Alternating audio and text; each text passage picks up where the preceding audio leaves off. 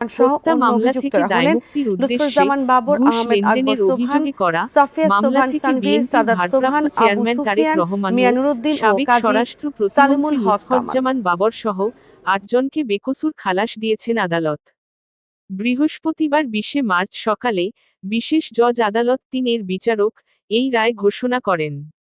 এর ফলে বিচারক আদালতে তারেক রহমান ও বাবরের বিরুদ্ধে আর কোনো মামলা নেই বলে জানিয়েছেন বিএনপির আইনজীবীরা।